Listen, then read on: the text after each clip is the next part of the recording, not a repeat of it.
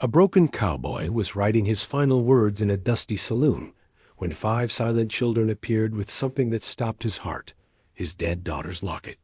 What these traumatized orphans revealed about his daughter's final years would either destroy him completely or give him the family he never thought possible. Their story of survival, courage, and the woman who died protecting them would transform a man planning his own ending into someone fighting for a new beginning. If you want to discover how 5 voiceless children saved a cowboy's soul and honored a daughter's incredible legacy, hit that like button, subscribe to our channel, and ring the notification bell for more incredible stories of families forged by choice and courage. The saloon in Tombstone was thick with smoke and the bitter smell of regret when Ezra McKinnon pulled out a crumpled piece of paper and began writing what he intended to be his final words. A scratching of his pencil against the rough paper was barely audible over the sounds of gambling, drinking, and the kind of hollow laughter that came from men who'd seen too much and lost more than they could bear. At 55, Easy McKinnon, a nickname earned from his steady hand with a gun and his even steadier temperament, had become a ghost of the man he'd once been. The Arizona Territory sun had weathered his face to leather, and 5 years of drinking away his grief had carved deep lines around eyes that had once sparkled with purpose and joy. Those eyes now held nothing but emptiness as he struggled to form the words that would serve as his epitaph. To whoever finds this letter, my name is Ezra McKinnon. I got no family left, no home to speak of, and no reason to see another sunrise. What little I own, my horse, my gun, and the $43 in my pocket should go to the church in Tucson. Father Martinez knows me. He'll see it gets to folks who need it more than a dead man.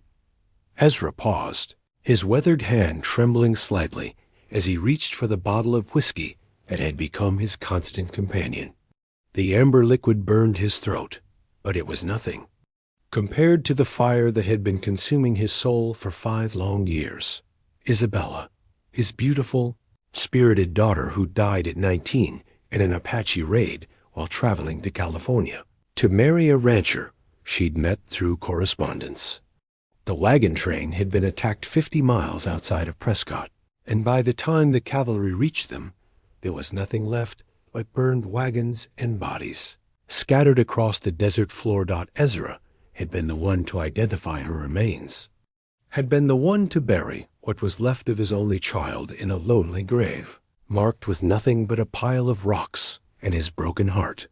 The gold locket he'd given her for her 16th birthday, the last gift from her mother before consumption took her, had never been found. I should have stopped her from going, Ezra wrote, his handwriting growing shakier with each word. Should have told her to wait, should have gone with her, should have done something besides let my little girl ride into hell with nothing but dreams and a stranger's promise of love. The saloon door creaked open, letting in a blast of desert heat and dust that made everyone look up irritably. But what walked through that door wasn't the usual drifter or cowpoke looking for a drink and a game of cards. 5 children stood silhouetted against the blazing afternoon sun, their small forms casting long shadows across the dirty floor. They moved together like a single organism, staying close and communicating through subtle gestures and touches that spoke of shared trauma and mutual dependence. The oldest appeared to be a girl of maybe 14, with dark hair hanging entangled, strands around a face that held too much knowledge for someone so young. She held the hand of a boy who couldn't have been more than 6, his large brown eyes scanning the room with the wariness of a wild animal. Behind them came 3 more children, 2 girls and another boy, ranging in age from about 8 to 12. Their clothes were travel-worn and dusty, patched in places, but clean enough to suggest someone was trying to care for them. But what struck Ezra most forcefully was their absolute silence. Not the quiet of children trying to be good in adult spaces, but the profound silence of souls who had seen something that had stolen their voices along with their innocence. Saloon fell quiet as the children made their way between the tables, ignoring the stares and muttered comments from the patrons. They moved with purpose, as if they knew exactly where they were going and why. They were coming toward Ezra's table. The oldest girl stopped directly in front of him, her dark eyes meeting his with an intensity that made him forget about the letter he'd been writing, forget about the whiskey, forget about everything except the recognition that flickered in her gaze. Without speaking, without making any sound at all, she reached into the pocket of her worn dress and pulled out something that made Ezra's blood turn to ice hot. It was a gold locket. His daughter's gold locket, tarnished with age, but unmistakably the piece he'd had made specially for Isabella's 16th birthday. The delicate filigree work was exactly as he remembered, and when the girl opened it with careful fingers, Ezra saw his own young face staring back at him from one side and Isabella's mother Rachel smiling from the other. Where ...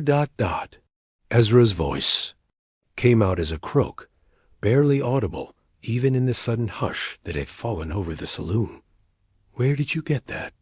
The girl didn't answer, couldn't answer, he realized, watching her mouth open and close soundlessly. Instead, she reached into her pocket again and pulled out a small piece of charcoal. With quick, sure strokes, she began drawing on the dusty surface of Ezra's table. The image that emerged made his breath catch in his throat. It was crude but unmistakable. A woman with long hair lying still on the ground, surrounded by smaller figures. Above the woman's head, the girl drew what could only be a halo or some kind of radiance. Isabella, Ezra whispered, understanding flooding through him like a river breaking through a dam. You knew my Isabella? The girl nodded vigorously, then pointed to the other children. One by one, they each nodded as well, their young faces grave with shared memory. Ezra's hands shook as he reached for the locket, and the girl placed it gently in his palm. The metal was warm from her touch, and for a moment, Ezra could swear he felt his daughter's presence so strongly it took his breath away. Tell me, he said urgently, looking up at the girl's solemn face. Please, tell me what happened. To her, but the girl could only point to her throat and shake her head sadly. Whatever had taken their voices had taken their ability to tell him the story he'd been desperate to hear for 5 years. The bartender, a gruff man named Murphy, who'd seen his share of strange occurrences in Tombstone, approached the table with curiosity and caution. Those kids been in here before, he said quietly to Ezra. Showed up about a week ago. Haven't said a word to anybody. Been sleeping in the old church. Father Martinez has been trying to get them to eat. Nobody knows where they came from or why they can't talk. Ezra looked at the 5 young faces staring at him with expressions that ranged from hope to fear to desperate need. They'd sought him out specifically, had brought him Isabella's locket for a reason. But what that reason was, and how they'd come to possess the one thing he'd thought was lost forever, remained a mystery wrapped in silence. Can you write? Ezra asked the oldest girl. She shook her head, then made a gesture toward the charcoal in her hand, indicating that drawing was her only means of communication. Ezra crumpled up his unfinished letter, the final words that would have marked the end of his story, and pushed it aside. Whatever was happening here, whatever connection these children had to Isabella, it was more important than his plans for an ending. Murphy, he called to the bartender, these children need food. Whatever you've got that's fit for young ones. I don't run a charity house, McKinnon. Ezra pulled out $5 silver and placed them on the table. I didn't ask for charity. As Murphy grudgingly went to prepare food for the children, Ezra studied each young face carefully.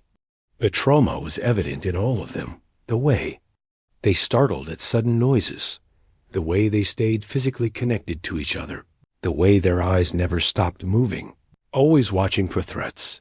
The oldest girl began drawing again, this time creating a more complex scene. She drew what looked like a settlement or small town, then showed it being attacked. Stick figures with weapons overwhelming other stick figures. Then she drew the same woman from before, but this time she was clearly protecting the smaller figures, placing herself between them and danger. "Isabella saved you," Ezra said softly, and all 5 children nodded solemnly.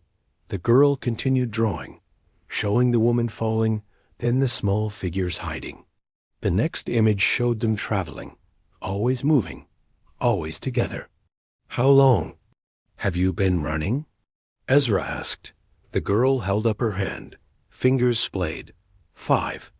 Whether that meant 5 days, 5 weeks, or 5 years, Ezra couldn't tell. But the weariness in their young faces suggested it had been far too long. When Murphy brought over plates of beans and bread, the children ate with the careful efficiency of those who'd learned not to waste food and never to assume there would be more coming. But Ezra noticed they made sure everyone ate before anyone took seconds, and the oldest girl saved part of her portion for the youngest boy. Ezra McKinnon's journey into fatherhood and redemption began when he found himself unexpectedly responsible for 5 traumatized children. The ride to his ranch in the foothills of the Dragoon Mountains took most of the day with the children, sharing 3 horses and moving at a pace dictated by the youngest boy's ability to stay in the saddle. Ezra had picked up some basic supplies and town food, blankets, and makeshift clothing, but as they traveled across the high desert, he realized that caring for these children was a world apart from the solitary life he'd known. He didn't even know their names, and communication was limited to gestures and the oldest girl's simple drawings. Whatever had happened to them had left them silent, damaged, and cautious.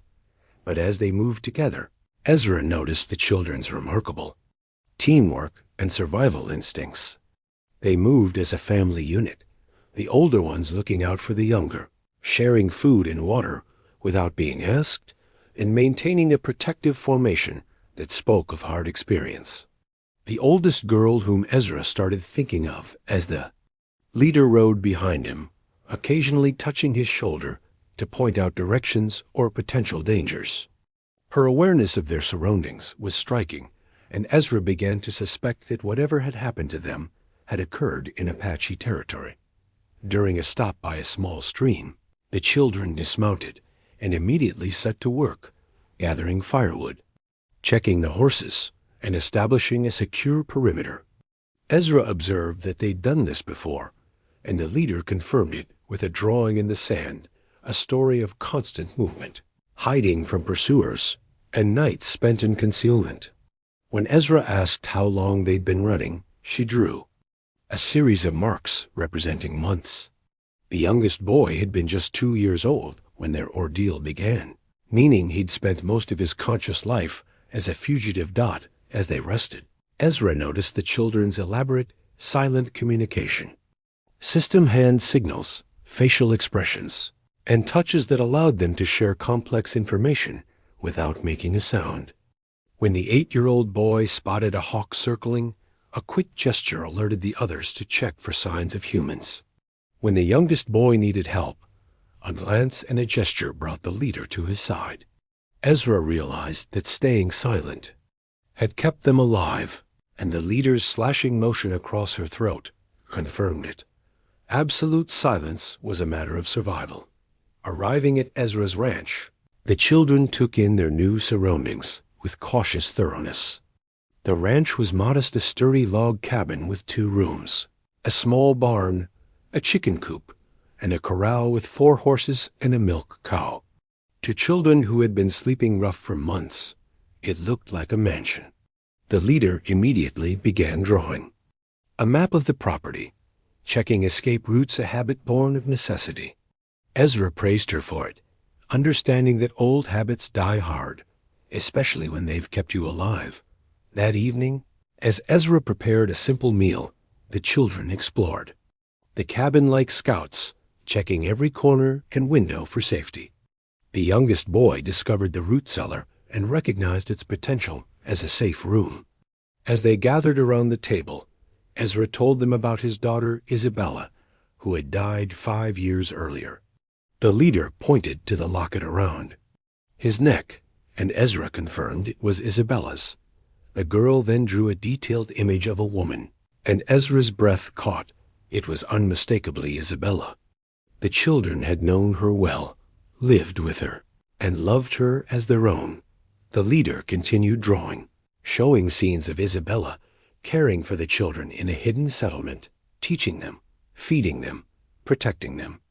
Then came the darker images. The attack, Isabella's sacrifice, their escape. Ezra realized that Isabella had saved their lives, and the children had honored her by staying together. The 8-year-old boy arranged stones by the fireplace, creating a miniature grave marker. Ezra understood. They had buried Isabella, given her a proper burial, and taken her locket as a symbol of family. That night, the children arranged their sleeping areas to maintain their protective formation, even while resting. Ezra offered to build beds, but the leader shook her head and drew a picture of the children sleeping in a circle, needing to see and protect each other. Old habits, Ezra thought, but he understood Dot. As Ezra lay in bed, he thought about Isabella in a new light. Instead of focusing on her death, he thought about her life, how she'd found these children, protected them, and created a refuge in the wilderness. His daughter had made a difference, saved lives, and left a legacy of courage and compassion. The next morning, the children woke before dawn and fell into their practiced routines. The leader and the 12-year-old girl prepared breakfast. The 8-year-old boy tended to the horses. The 10-year-old girl gathered eggs, and the youngest boy did something extraordinary. He began to hum. It was barely audible, but it was the first sound any of them had made since arriving. The other children gathered around, their faces a mix of joy and fear. Ezra reassured them that they were safe, that they could use their voices now. Over the following days, the children began to test their voices, first whispers, then single words, then halting sentences. The leader's name was Elena, and she was 14. The youngest boy was Tommy, now 4. The others were Maria, 12, Sophia, 10, and Diego, 8. They were all siblings except for Elena, who had appointed herself their protector when their parents died. Slowly, the children began to tell Ezra their story. Isabella hadn't died in the wagon train attack. She'd been wounded, but survived long enough to find shelter in a hidden canyon. There, she discovered a small community of survivors' Mexican families, Apache women, and displaced children. Instead of seeking rescue, Isabella chose to stay, using her education and leadership to organize the community, teach the children, and provide medical care. For 3 years, the hidden settlement thrived under Isabella's guidance. She taught the children to read and write, to be strong, and to care for each other. She said families weren't just about blood, but about choosing to love each other. The community became a sanctuary where children from different cultures played together, and parents worked to build something better than the cycle of violence that plagued the territory. Isabella talked about Ezra often, telling the children that her father was the strongest, kindest man she'd ever known, and that she hoped to make him proud. The community's downfall came when word of the settlement reached a group of white settlers led by Jacob Morse, who saw cooperation with Apache families as treason. They organized a raid to cleanse the canyon. The attack was brutal. Most of the adults were killed, but Isabella managed to get the children to safety in a cave. As the settlement burned, she made them promise to stay hidden no matter what. Then she went back out, trying to save others and buy time for the children. She died protecting them, and her sacrifice worked. The children remained hidden until the raiders left. They buried Isabella properly, using the words she had taught them, and took her locket as a symbol of family. For months afterward, they wandered the territory, following Isabella's teachings about survival and staying together. They moved at night, avoided settlements, and trusted no one but each other. Isabella had told them to find Ezra if anything happened to her, and after nearly 2 years of searching, they finally did that. As Ezra listened to their story, he saw his daughter in a new light. The Isabella he'd raised had been kind and intelligent, but the woman the children described was a leader, a protector, and a teacher. She had saved lives and held together a community in the wilderness. The children's voices grew stronger each day, and with them came laughter, arguments, songs, and all the noise of a house full of children. Elena proved to be a natural leader and teacher, helping the younger children with their lessons. Maria had a gift for caring for animals. Sophia was a talented artist. Diego was skilled with his hands, and Tommy had an uncanny ability to comfort others. The true test of their new family came in February, when a group of riders led by Jacob. Morse appeared on the horizon.